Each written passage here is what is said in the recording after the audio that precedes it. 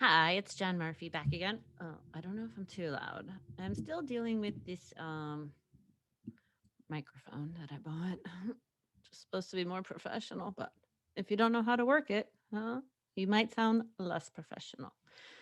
Um, so I started this solo podcast. Last week I had a guest, which I loved. Chris Bowers. If you haven't listened to that episode, he's amazing. And it was a lot easier to have a guest on the podcast to talk to. But the whole point of this is that I am also going to try and talk by myself. So here I am again by myself. It'll probably be much shorter than when I had a guest. This week I was kind of thinking a lot about self awareness. I don't know if I've just peaked so much later in life. I probably have because I'm very immature. But I'm in my 40s. I feel like really just the last year, maybe longer. But definitely during COVID, I feel like probably the best thing to come out of COVID is self awareness because I just didn't have as many distractions as I normally would, where I could act out and have behavior that was not good, but I was always busy. So it was just, wake up, kind of feel bad about something, but then go on with the day and perform and do shows. And when you get that adrenaline rush and that high from doing a show, then you feel okay. And there's also a thing as a comic where you kind of convince yourself that, like, oh, I'm a little fucked up, but that's what makes me funny, which is really easy to get away with for many years if your jokes are working, which I've been fortunate and I think my jokes are funny. But a lot of my best jokes have come out of probably bad situations. So I think there's also a fear as a comic to improve yourself and be really healthy and then be like, am I still going to be funny? And I know this has been talked about by many comics. And it is not true. I think you actually probably get funnier when you're healthier because you don't spend half your day obsessing about the unhealthy thoughts that are going on in your head. But I've also been thinking that self awareness it's good, but can also be I feel a lot more painful the older I am. Well, not the older I am, the more self aware I am. Because it's good to be so self aware, but then you're so self aware that you realize like everything you've been doing wrong. And then you realize that you've been doing it for 25 years. You're like, oh, Jesus Christ.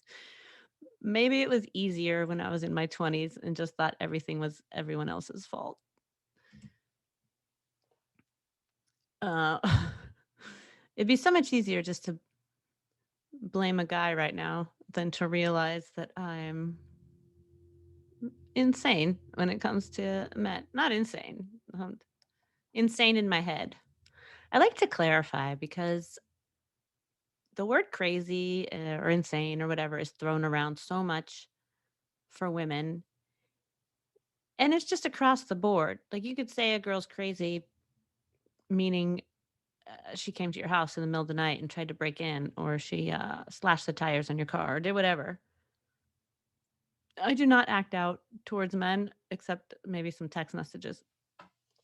Well, my insanity is mostly in my own head, which is just extremely painful when thoughts will not stop and they just keep going over and over.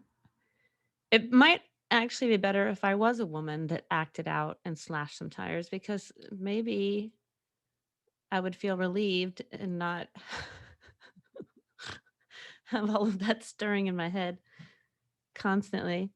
Um, but it's also good. I realized, I, I don't know, just so much during this pandemic, but I really realized like how often I've just made up other people's stories and thought it was reality and didn't even realize that it was just me making up their stories and then believing it and then being hurt. Like if a guy wasn't texting me back or I thought he didn't want to see me or whatever. And then in my head, I'll just make up this whole story. Well, it's because he's doing this or he's that or he's an asshole. And it's like, no, everybody has their own life. Like, how am I thinking I know what this person is thinking or what this person is doing? And it's always negative. So my goal right now is I just think of everybody, I try to, everybody as very positive. They're trying their best. You don't know what shit they're going through. I don't know what they've been through in their past. Because, like, I can meet somebody new, know them for 3 weeks, and then I feel like whatever all the damage is in my head, I just put it all, just goes straight onto that person. It's never successful. You can never be successful that way. So, excuse me, I just burped. For right now, everybody I'm encountering, I'm giving them all the benefit of the doubt. So, right now is a good time to meet me. I'm going to just assume you're amazing, no matter what you do. Uh, innocent until proven guilty. Very guilty. You're going to have to do a lot. But at the same time, I've let people do a lot of shit to me and still kept giving them the benefit of the doubt. So it's almost like I can't win. I'm in a lose-lose situation sometimes. It's funny because with men, they can get away with so much and I'll just still keep it like, no, they're okay. But then with my female friends, if they start acting like bitches, I'm like, I got to get rid of this person.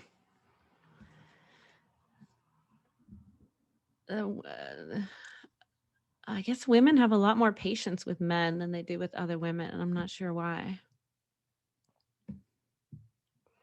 Acceptance.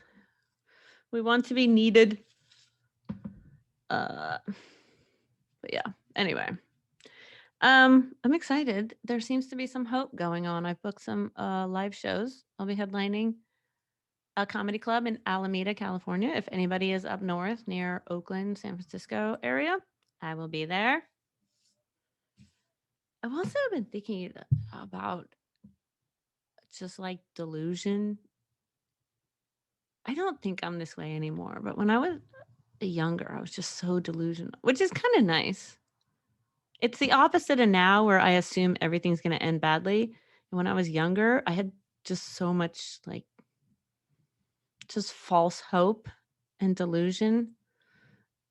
I mean, when I was 18, I was still thinking there was a really good chance I was going to meet Donnie Wahlberg from the New Kids on the Block and that he would probably like me. Like, I thought it was completely possible because I loved him so much that I thought, if you love somebody that much, there's no way they don't love you back. Which is pretty scary. I definitely held on to that through my adult life, but now no, not anymore. Now I'm good. But no, I used to write Donnie Wahlberg letters when I was still like 17 years old. I'm just like, if we ever met, we're so meant to be. That's kind of an old age to be writing a fan letter, but I don't know. Pre-internet, so maybe sending letters in the mail wasn't that creepy. I think it's just from, I don't know. I had really, really good parents when I grew up, but maybe they could have been a little more in reality. I mean, they were very much just like, oh, you meet somebody. Like until I was 19 or 20, I thought, oh, I never thought there's be any way I'd be single after the age of like 21. Because I just firmly, like 100% believe that you like turn 18. In the next year or so, you meet someone, you marry them, and that's it. Like, there's no question about it. I thought for sure that's just what happened. So, then when I was 22, my perfect parents got divorced out of nowhere. And then my mom married my uncle. So, everything's all good now. They showed me reality. Hey, stop being so delusional, girl. This is how the real world works. Your uncle is your stepfather. I don't know why I'm doing that weird voice. I'm debating whether I should put this video out. I've been putting video but doing it alone feels weird because I'm talking to myself and staring at myself. Now my real father, he's very sweet. He's very worried about me now. Last time I went to visit him, he asked me if I was planning for retirement. I was like, well, you need a career before you retire. And right now my career is talking to myself alone in my bedroom. Eddie and Richard behind me. Oh, if you're just listening, it's a poster of Eddie Murphy and Richard Pryor. But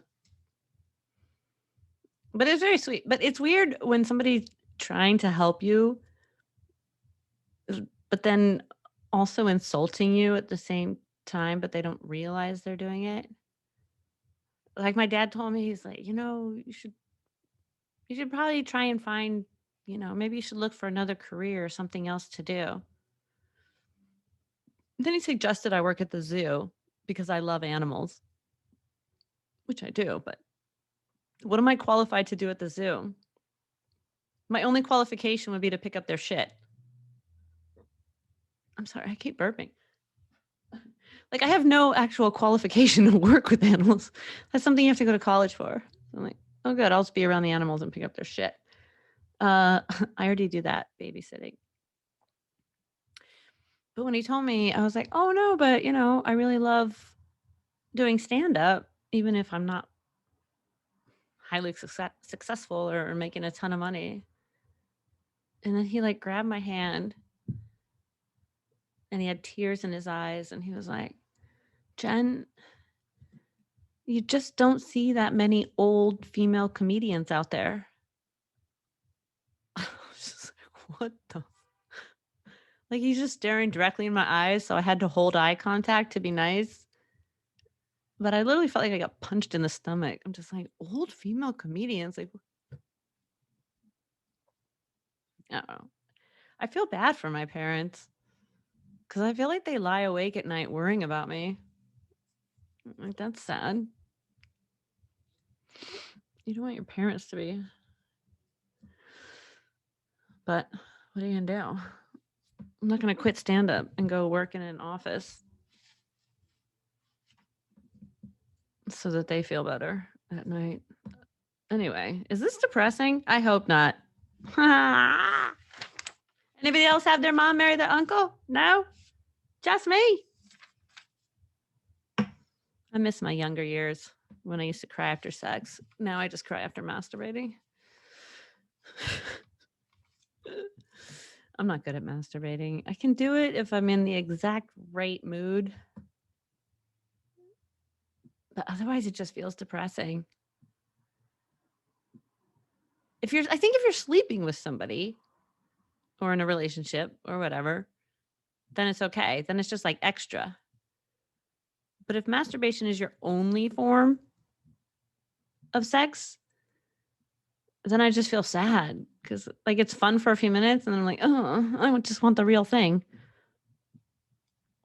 I think it only works if it's a bonus, not if it's your only form of. I don't have the vocabulary to explain what I'm trying to say right now, but you guys get it. Christina Walkinshaw. If you listen to our Jill and Off podcast, my partner in crime is amazing. I love her.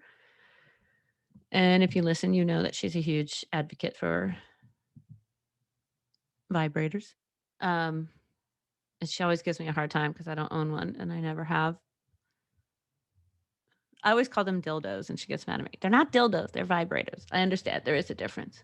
I had one once, only because somebody gave it to me for free because I did a comedy show for like Playboy or something, and they gave us all dildos. It wasn't a vibrator. It was a dildo. Um, just way less pleasurable. And it was one of those that like had a suction cup and stuck to the wall. So when I tried to use it, I thought I somehow had to stick it to the wall and then try and mount it, which just never did not. It's freaking awkward. No, but Christina gives me a hard time that I don't have a vibrator. But I don't know. I just, like I said, I don't know. It's because I'm alone. Oh, and I also have a huge fear. I can't own one of those. Somebody gave it to me once, and I had it for like 3 days. And then I had to throw it out because I just have this huge fear that when I leave my house, I never know if I'm going to return. Like almost not every time I leave the house, not if I'm going to Ralph's, but pretty much anytime I get in the car on the freeway or if I go out for a long walk, I'm always like, I might not return. Something might happen. And then I have this big fear that my mom is going to have to clean out my apartment and she's going to find a vibrator and it's going to be like, aw. She has an empty bank account and a fake dick. So I don't own one. But I also just really like the real thing. I don't know. I'm kind of old school, I think, because I've never done online dating either. I refuse to go there. And it's so popular now, and it has been for so many years. My brother's been married 10 years now, and he met his wife online. I'm no judgment of anybody that does it. I just, I can't, I just want to meet people in person. Maybe I'm too close-minded and I need to expand my horizons. But I still believe in the feeling you get when you see somebody in person and you kind of get a feeling of whether you're connecting or not.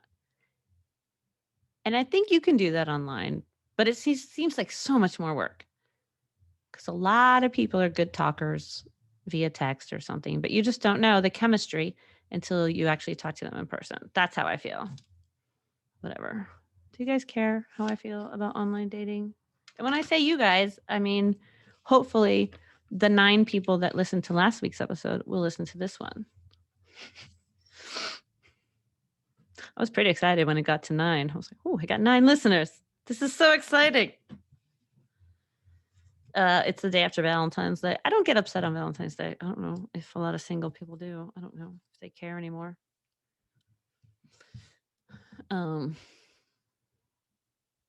Doesn't bother me to be single on Valentine's Day. I did watch Josh Groban's Valentine's special by myself, and it was pretty exciting. Josh Groban, he's lonely just like me. It was clear.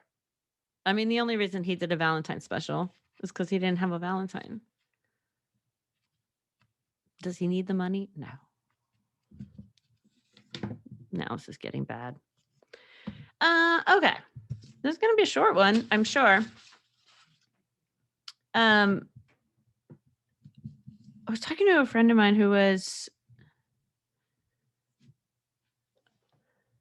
we were discussing how a lot of people now want to be called, there's a whole thing of not using like he or she and just calling people they or it. I guess it is one of them. I don't know. Maybe my friend had wrong knowledge, but I think it'd be really cool to start calling people it. It just sounds so demeaning, though. If somebody was like, "Where's your friend Christina?" I'm like, "It's over there. It went to the store." It sounds fun, but it also sounds like you're dehumanizing people. So I hope it isn't really an option for our future. They I'm confused about because that to me is more than one person. So how do I call an individual they? It sounds like they have like multiple personalities or something. Like they are getting their pills at Rite Aid. Sounds like a person with 17 personalities. I don't know. Like I said, I'm old school. I like being a girl. I don't care if girls want to turn into boys, but if they do, then wouldn't they be excited if we called them a boy? But no, I guess you're just supposed to have no gender. I'm not going to get into that. This is too heavy. I'm very sad that football's over. I love football season. It's my favorite. I'm trying to get into basketball, but it's just not the same. I'll tell you one reason why. Because fuck these fucking channels that won't show you. I mean, football was consistent. You knew you could see it. Thursday, Saturday if you like college, Sunday, Monday. It's impossible to watch fucking basketball. Everything is on an NBA League Pass or it's on ESPN. Even if the Lakers are on, they don't show it on the local channel. And that's why LA sucks. It's not because of all the crime and homelessness that has come about. It's because I can't see basketball. Guys, this has been fabulous. If you'd like to email me, if you have any questions, if you want to get mad at me for calling people it, email me at jenmurphylive@gmail.com. Jen is 1N, Jen, Murphy. I don't know why it bothers me when people spell it with 2, but it does.